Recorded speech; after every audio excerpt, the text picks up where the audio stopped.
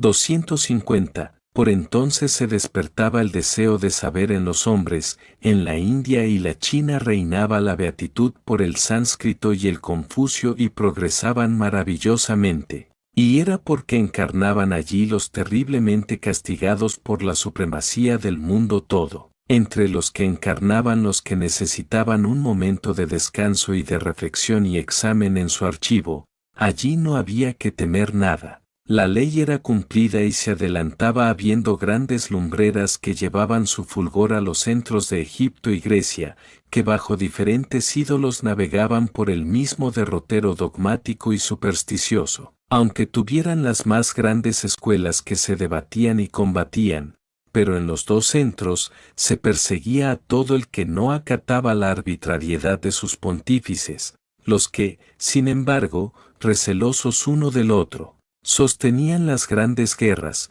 como las médicas y otras que si grandes, eran sombra de las que llevaría la aún no existente Roma, si no respondían a la última prueba que se les iba a someter. 251. Para esta prueba, aparece en Grecia un hombre humilde y austero que asombraba al Areópago, mucho más que Antulio, tomando por baluarte un principio fundamental del sánscrito, conócete a ti mismo. Y Sócrates, abrumaba con su método de predicación, por preguntas, llevadas al terreno de que si habían de ser contestadas, tendrían que confesar su ignorancia los llamados sabios, o bien declararse culpables de los males de la humanidad. 252. Hablaba Sócrates de la supervivencia del alma y de la eterna vida del espíritu y su acción continuada, como si fuera cosa sabida por los demás. Y hacía alarde de los consejos que recibía y aún le dijo a Alcibíades, la ventaja que tengo sobre ti es, que mi tutelar es más poderoso que el tuyo, y cuando quiero hacer una cosa que no debo hacer, oigo su voz y me abstengo, y siempre salgo bien. 253. A sus discípulos y a las masas, predicaba la libertad del pensamiento, y esto puso en gran cuidado al Areópago, que ya empezó a intrigar contra Sócrates, temiendo que fuese el sacrificado. Pero no era aquel, sino el investigador, el legislador, y para dar tiempo y tregua, Sócrates. Mientras sus discípulos reproducían en libros sus enseñanzas y las difundían, él salió en una gira por los dominios de Grecia y en Epiro fue solicitado, aunque viejo, por la princesa de aquel principado o provincia griega, a cuya solicitud no correspondió Sócrates, por cuyo desaire, la impúdica mujer, lo acusó de inmoral y corruptor de las juventudes y como peligroso para la estabilidad de la república. 254. A su defensa, salió valiente lo mejor de sus discípulos y uno de ellos, fue sentenciado a beber la cicuta y Sócrates le dio un limón, para que lo comiera antes de beber la cicuta, encargándole el secreto y así lo hizo y la cicuta no hizo efecto.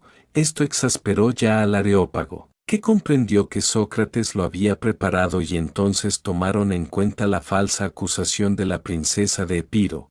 Pero ¿quién de los jueces podría o se atrevería a afrontar y reducir al silencio al terrible sabio? 255. En acuerdo único y sin precedente, se reunió un tribunal ampliado por 505 jueces, a todos los cuales venció en las contestaciones y todos quedaban corridos, sin poder contestar las preguntas que el reo dirigía, pero el tribunal no dijo más que, para la salud de la República, es necesario que muera el conspirador y corruptor y pidió votación al Areópago y solo triunfó éste, por 5 votos que no podía ser admitido como fallo inapelable, pero a Sócrates se le dio a beber la cicuta. 256. Caía el investigador del padre, por el odio sacerdotal, Grecia confesaba ser incorregible y había que oponerle un dominador, y por sus hechos. Grecia se condenaba a sí misma en ley divina y humana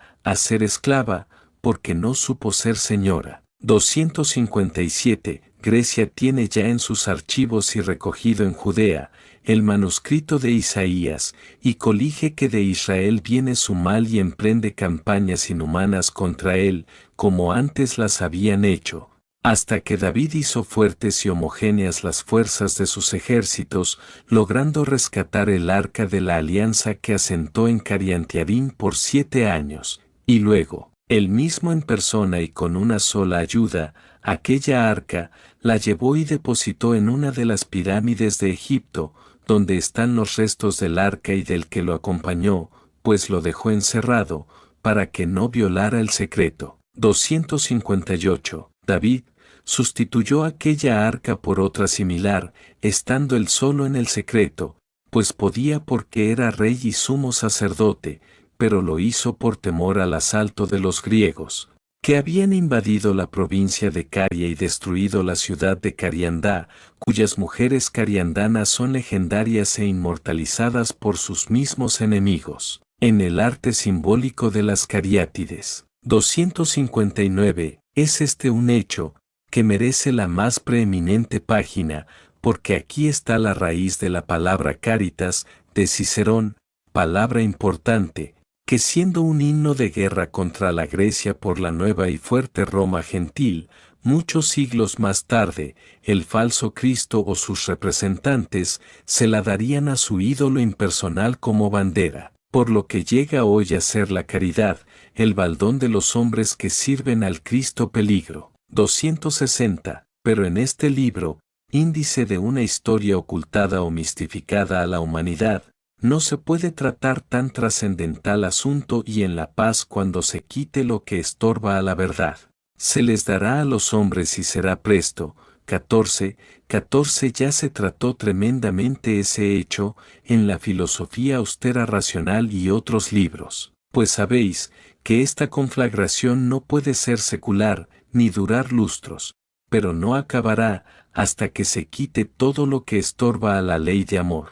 261. El temor de Grecia, después de la muerte de Sócrates, que era mundial en la tierra conocida, y los arrestos de los sabios que había hecho Sócrates que minaban el Areópago, no a Grecia, hizo que por las venganzas que el Areópago tomaba, emigrasen los griegos rebeldes y otros eran desterrados a la colonia que en la hoy Italia había y que fue la primera que Grecia perdió. 262. Estaba esta colonia sobre una colina de las que hoy cubre Roma, y había otra colonia en otra colina que era dominio de los vascos y otra de ítalos formando un triángulo, pero todas tres eran de hombres rebeldes y expatriados de todas partes y allí estaban los elementos preparados por el investigador para cumplir lo dicho en Isaías, de que los gentiles someterían a los judíos y a los enemigos de Jehová y a los que cortan un árbol en el bosque y con la mitad se calientan y con la otra mitad hacen un dios ante quien se arrodillan.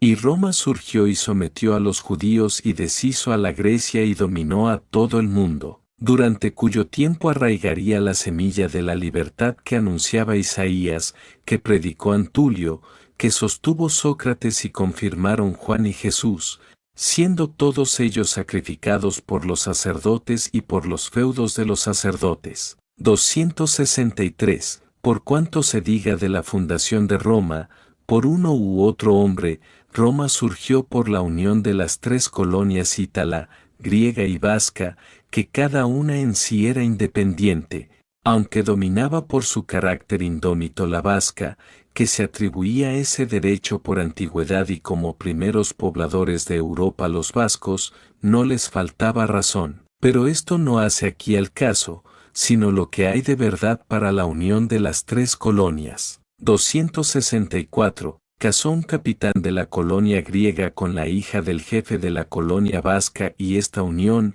hizo comprender a la itálica que no le sería posible sostenerse y pidió de voluntad la alianza. Pero era que en las tres colonias habían tomado carne algunos de los misioneros, preparado ya la terminación de los tres estados que se odiaban entre sí, el egipcio, el judío y el griego. 265. Hecha esta unión, y llegadas a un florecimiento conveniente, empezaron los romanos sus conquistas, asimilándose primero sus alrededores. Y con la democracia establecida y la colectividad derivada de la democracia, sus conquistas eran efectivas y rápidas y empezó a legislarse en sabiduría. procurando tener parte de todos los progresos de los tres grandes centros, que decaían por la corrupción de las costumbres, y fue llegado el momento más solemne de la historia humana, tomando carne allí el espíritu maestro, espíritu de verdad, rodeado de la mayoría de los 29 misioneros, que dieron forma al Senado Popular plebiscitario. Y el maestro dio grandes leyes y estableció las ferias latinas, en las que los señores servían a sus subalternos, restos de esclavitud, y empieza la igualdad y fraternidad humana.